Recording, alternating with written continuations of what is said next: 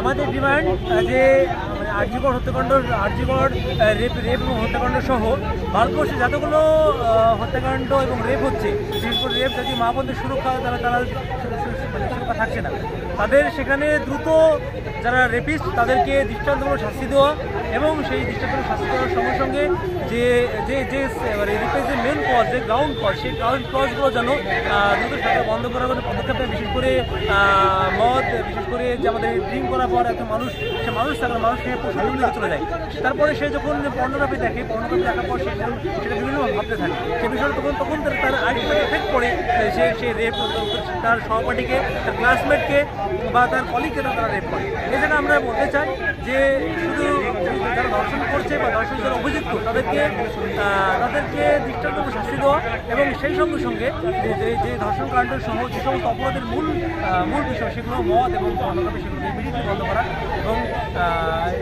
এবং যেন আমাদের প্রত্যেকটা মা বোনের সুরক্ষা পায়। ইমরান ভাই, এরা কি পুলিশ দোষী আছে কিনা?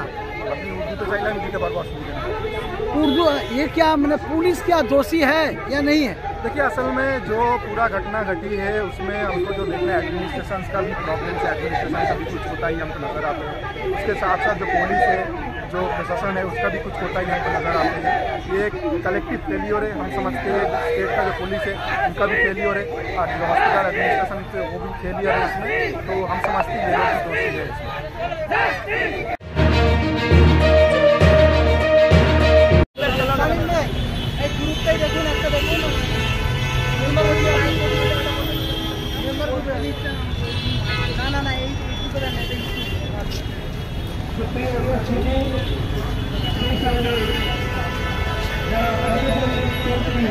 মানুষ এখানে যাতায়াত করছেন, সাংবাদিক বন্ধুগণ, আমাদের প্রশাসনিক দায়িত্বশীল সকলকে আজকে স্থায়ী ও পশ্চিমবঙ্গ শাখার পক্ষ থেকে সাদর সম্ভাষণ জানিয়ে আজকের এই প্রোটেস্ট প্রোগ্রামে গুটি কয়েক কথা রাখার চেষ্টা করছি। প্রিয় উপস্থিতি, আপনারা ইতিমধ্যে অবগত হয়েছেন যে আরজিকর মেডিকেল কলেজে কি ঘটনা আজ থেকে 11 দিন আগে ঘটেছিল। যে ডাক্তার যিনি পিজিডি, যিনি এমডি করার জন্য সেখানে উচ্চ শিক্ষার জন্য সেখানে পড়াশোনা করতে এসেছিল, কিন্তু তাকে আজকে দুনিয়া থেকে বিদায় নিতে হলো একটা পৈশাচিক নরকীয় হত্যাকাণ্ডের মাধ্যমে। মুখ্যমন্ত্রী পদত্যাগ সেই দাবিটা আমাদের পশ্চিমবঙ্গ রাজ্যবাসী করবে, সেটাও এখানে সাবজেক্ট হয়। এখানে যে সাবজেক্ট নেবে সেটা হলো যে যারা ধর্ষণকাণ্ড যুক্ত হয়েছে তাদেরকে অভিযোগ নিচে দাদা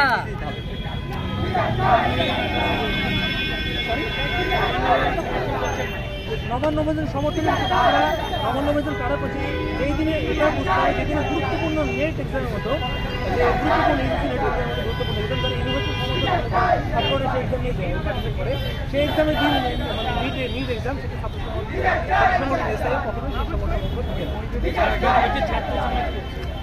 সমাজ করতে কে আমার দাদা যদি বাধা দেয় তাহলে এখন সে বিষয়ে এখন দিলাম সিবিআই আর কত সময় চাই জীবন দিতে হাঁটবো না মা বলেছে ফিরবি না মা বলেছে ফিরবি না জীবন দিতে হাঁটবো না মা বলেছে ফিরবি না we want justice justice justice justice justice Calcutta want justice student want justice SIO want justice SIO want justice justice you want justice you want justice justice what I want justice what I want justice justice justice justice justice we need justice Indian need justice Indian need justice তাদের পিছনেই একজন রোগী শুয়ে আছে। আমি media কর্মীদের আহ্বান করবো এই ফুটেজ থেকে দেখানোর জন্য যেভাবে ডাক্তারদেরকে আক্রমণ করা হয়েছিল ঠিক সেইভাবে আমরা একটা প্রতীকী চিত্র এখানে ফুটিয়ে তোলার চেষ্টা করছি।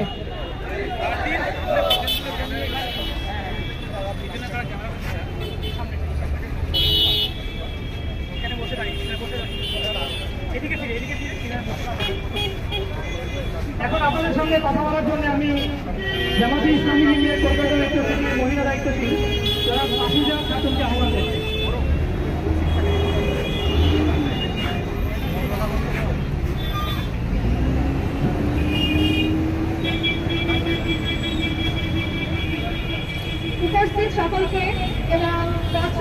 পুলিশ ও আমার প্রশাসনিক ভাই ও বন্ধুদের আন্তরিক শুভেচ্ছা জানিয়ে আমি আমার কথা শুরু করছি। আপনারা সকলে জানেন গত 9 তারিখ রাতে আমাদের আজিকার মেডিকেল কলেজের যে নির্মমের ঘটনা ঘটেছে সকলেই অবগত। শুধু তাই নয়, সে তার পরের দিন সকাল থেকে আমরা দেখেছি দলে দলে জাতি মত নির্বিশেষে সকলেই প্রতিবাদে মুখর রয়েছে। কোথায় প্রতিবাদ সভা, কোথাও বিক্ষোভ সমাবেশ, কোথাও ন্যায্য দাবি নিয়ে তারা উত্থাপন করেছে।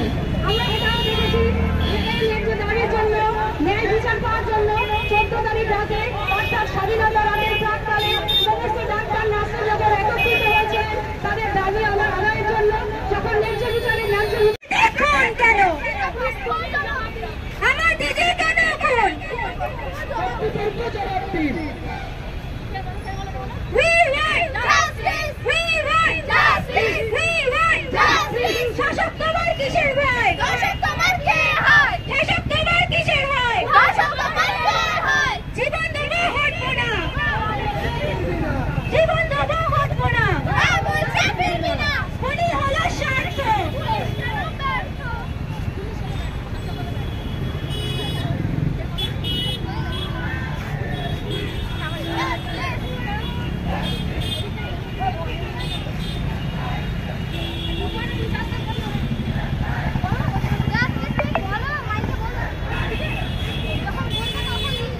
বিচার চাই, বিচার চাই, বিচার চাই। আন্দোলনে নামা, শুধু আন্দোলনে নামা পর্যন্ত আমাদেরকে সীমাবদ্ধ রাখতে হবে না। আজকে যদি আমরা দেখি যে আজকে যে আন্দোলন হচ্ছে, আজকে যে পশ্চিমবঙ্গ থেকে শুরু করে সারা ভারতবর্ষের যে আন্দোলন সংগঠিত হচ্ছে, তার পিছনে কিছু দুষ্কৃতীরা সেখানেও আন্দোলনকে খণ্ডন করার জন্য বিভিন্নভাবে তারা তাদের ফায়দা নেবার চেষ্টা করছে। যদি তা না হতো তাহলে সেই 14 তারিখের রাতে আজকে করে যে ঘটনা ঘটেছে, যে দুষ্কৃতীদের তাণ্ডব হয়েছে, সেটা কখনোই আশা করা যায় না।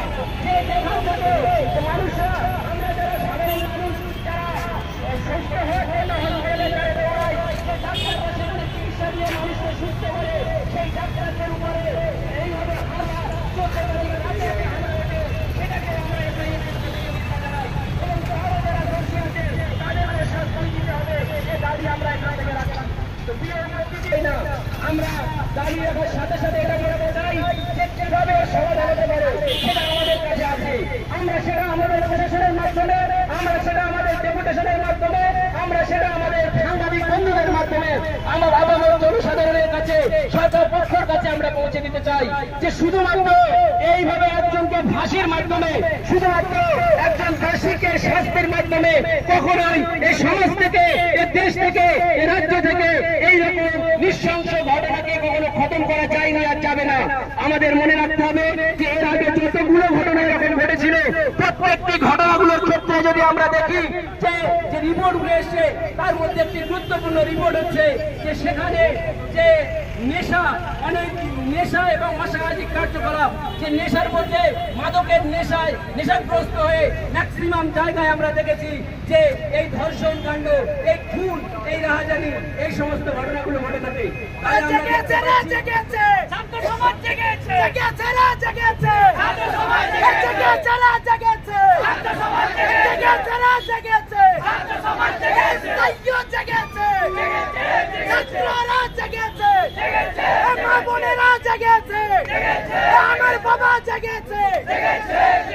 তাহলে আমরা দেখতে পাচ্ছি যে যে অনুঘটক এই সমস্ত অনৈতিক কাজ করার জন্য, এই অনৈতিক কাজ ঘটনার পেছনে যে অনুঘটক আছে সেগুলোকে আগে সরাতে হবে। শুধুমাত্র একজন দোষী আর দুজন দোষীকে যদি আমরা আজকে ফাঁসির